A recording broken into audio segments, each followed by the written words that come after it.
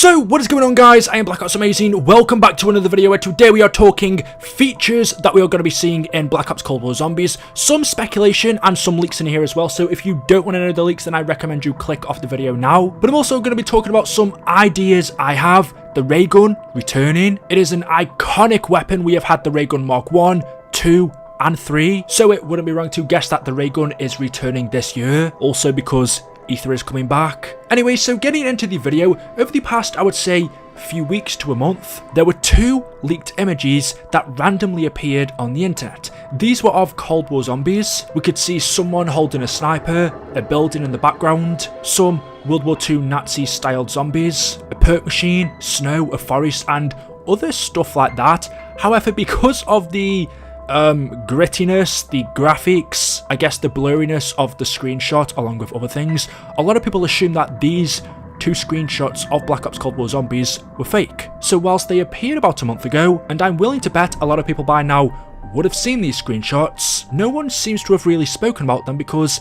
everyone thought they were fake, including me. However, someone over on Twitter who is the Gaming Revolution, he has put out a lot of tweets on Black Ops Cold War and the campaign, the multiplayer, zombies. He's very credible when it comes to this stuff. He said, those Black Ops Cold War Zombies leaked images that have been around for over a week now, but only seem to be gaining a lot of traction today, are indeed real despite them looking fake. They are of ZM_Silver outside of Nectar and Toten.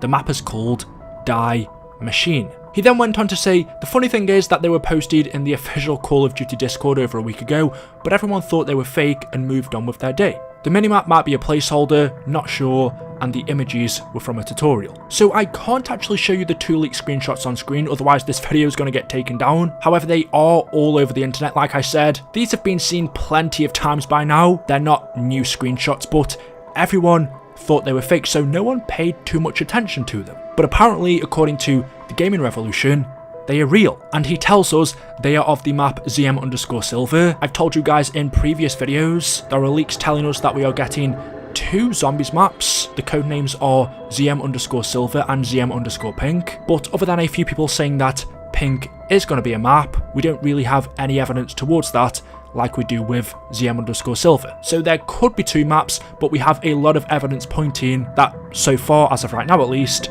there is one. That one is ZM_Silver, and the official name of the map is Die Machine, and a part of that map is Nectar and Toten. We already know that Nectar's in Black Ops Cold War Zombies. That is official. We've seen it in the 10-second teaser trailer. It is in the game, and we can see it in these leaked screenshots. We have our character standing outside of Nact, which means we can go outside of it. The only other time we've ever been able to do this was in Transit. We could explore half of the outside of Nact in that map. Usually we are inside of the building and we aren't able to leave, but this time in Die Machine, which translates to the machine in English, we are able to go outside of the map. Taking a deeper look into the images to see what we can get, I can show you guys this. This is outside of the Nat building in BO3. This is where one of the screenshots takes place. The major difference is it is actually snowing in Black Ops Cold War Zombies, and the building itself has graffiti all over it. It looks quite run down. The character we are playing as is holding a sniper. We don't yet know who the playable characters are. We did see in the teaser trailer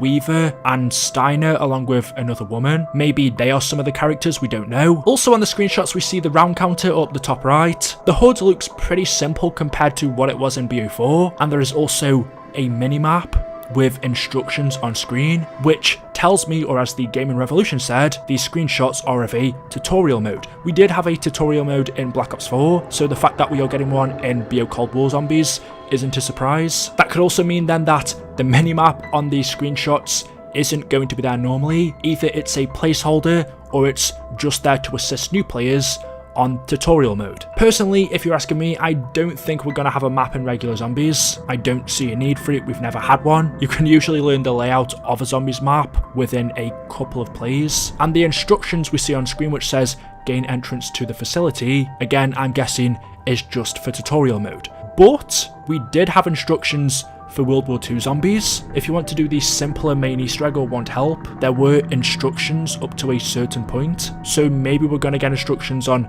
how to start off the Easter eggs in Black Ops Cold War Zombies, but I still think that's for tutorial mode. And then the main thing we see in the screenshot is a perk machine. And what's interesting is this isn't a perk machine, that I recognise. It's not the ones we got from BO4, it's not one of the originals, so hopefully that means we are going to be getting some new perks, because we already know Juggernog is going to be returning, so that should also mean we're going to see Speed Cola, Double Tap, Mule Kick, the classic perks, but we're also going to be getting new perks as well, because throughout BO3 and Black Ops 4 especially, we got hardly any new perks for the Ether story. The latest one I can remember off my head was Widow's Wine at the beginning of Black Ops 3, and since then we haven't actually had a new perk for Ether, so it seems like we're finally going to be getting some new ones. Other than that though, from these screenshots, it's very hard to judge what the game's going to be like, even what it's going to look like, because the screenshots are not in 1080p, they're not high resolution. So other than some of the features we can see, which we can expect in the game, that's all we can really take from it. We have the Nectar and Totem building, the map outside in the tutorial mode at least is snowy. I would guess it's the same for the regular mode. We have a new perk, and as the Game Revolution said, the map is actually called Die Machine, the machine. Maybe one of the reasons why it's called the machine is if we go back to the teaser trailer, near to the end we see a different part, a different building. There is giant machinery everywhere. We also see a nuke. So there was clearly something going on here, but that was all of the leaked information. But I also wanted to talk about the RAYGUN, an iconic zombies weapon. I would bet any money that in some way, shape or form we are going to be seeing it return to Black Ops Cold War Zombies. It isn't a Treyarch game if we don't have the RAYGUN. The RAYGUN is an ether weapon. We've already seen other ether weapons in the teaser trailer, such as the Monkey Bomb that was created by Rick Toffin. The original RAYGUN we know was created by Dr. Maxis, but we also had the RAYGUN Mark II, which we first saw in Buried for BO2, and then the RAYGUN Mark III, which we first saw in Gored Karovi for Black Ops 3. So I think there's a good chance that the RAYGUN Mark IV, or a different variation, will be showing up in BO Cold War Zombies. And if you take your minds back to Classified, if you ever got to Pack-a-Punch on that map, there are 5 different Pack-a-Punch camos, and if you go into the game files, you can extract these camos, and they are actually images or blueprints, newspapers. This was one of the Pack-a-Punch camos. There are a bunch of articles together, loads of pieces of classified information to do with the campaign. We know that the campaign and zombies are intertwined. We've seen over the years campaign characters appear or be referenced in zombies. They are a part of the multiverse. Another one of the classified camos was this, a blueprint of the RAYGUN Mark I. Another one of the camos was a blueprint of the Monkey Bomb, which we are seeing return in Black Ops Cold War Zombies. And another one of the camos was this, where we see multiple different weapons. The main one is the RAYGUN Mark II, but down the bottom we can see a couple of other different RAYGUNs, which is the Mark IV and the Mark V. The Mark IV looks to be some variation of the RAYGUN Mark II. It says this is a prototype RAYGUN with an unstable power output. Maybe this was the version they created before going with the final design that we see, which is the Mark II. But below this we have 2 other variations. There is the one on the left and then the one on the right, which is the Mark V. Now, why would this set of blueprints be camos and classified? Unless you extract them, they are very difficult to see. You can't actually make this out. These are obviously very detailed. We've never seen the Mark IV or the Mark V in zombies, so could they be coming to Black Ops Cold War? Could we see the RAYGUN Mark I return? Maybe the Mark II?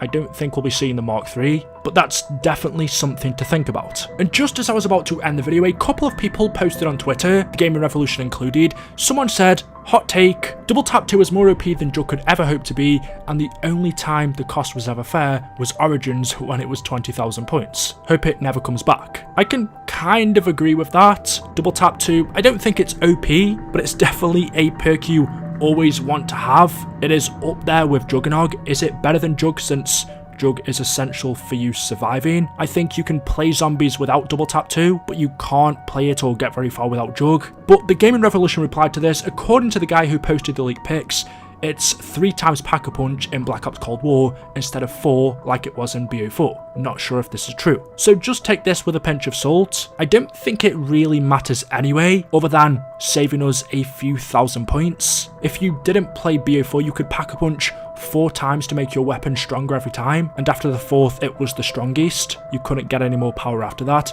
But in Black Ops Cold War, apparently we now have to Pack-a-Punch 3 times instead of the 4 to get the strongest weapon. I don't think it really makes too much of a difference, but there is that. So there we go. Let me know your thoughts about this in the comment section below. Do you think the ray gun is going to be returning? And also, what do you think of the gameplay features? As always, hopefully you've enjoyed today's video. If you have, you know what to do. Drop a like rating. Make sure you are subscribed to stay up to date with the latest content on the channel. And I will see you guys in the next video. Until then, goodbye.